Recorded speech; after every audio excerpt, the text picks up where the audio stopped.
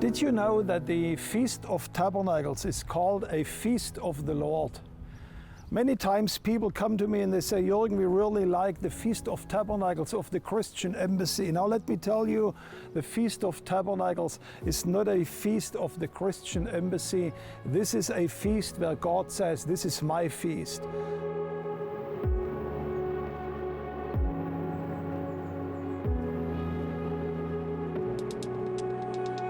And we as Christian Embassy, for now more than 42 years, we have the incredible privilege to be stewards, to be organizers of this feast here in Jerusalem. And what a blessing it is to see the nations of the world coming year after year to celebrate this feast of the Lord. And then the Lord calls in Leviticus chapter 23, verse 1, He gives it a special name. He says, those feasts, they are my appointed times. The Hebrew word for that is the word Moed.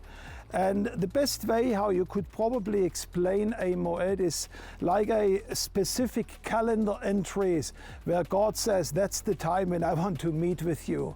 So in a way there is an open standing invitation of the Lord where the Lord says, I already have a date in my calendar that where I want to meet you right here in Jerusalem.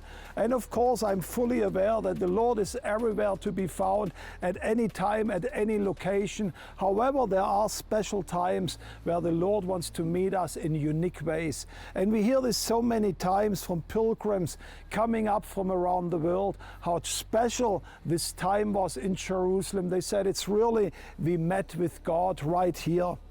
And when the people of Israel were coming to celebrate the feast, they went into the temple according to this, along this gigantic staircase. And if you follow me along those staircases, you will notice something very quickly, that each one of those stairs that are walking up to the temple has a slight different size.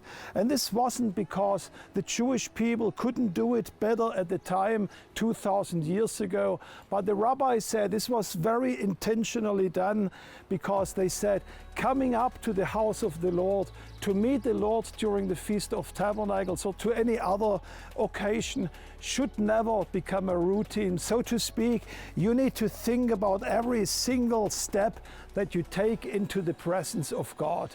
And what a beautiful parallel that is also for our experience. We can tell you so many stories how people experienced the very presence of the Lord each year in a different way. There is never a routine where we know things were happening the same way how last year. Each year the Lord shows up in fresh and in new and dynamic ways. And I want to personally invite you to join us this year. Join us as we go up to the mountain of the Lord to meet Him here in Jerusalem. I look forward seeing you here in Jerusalem.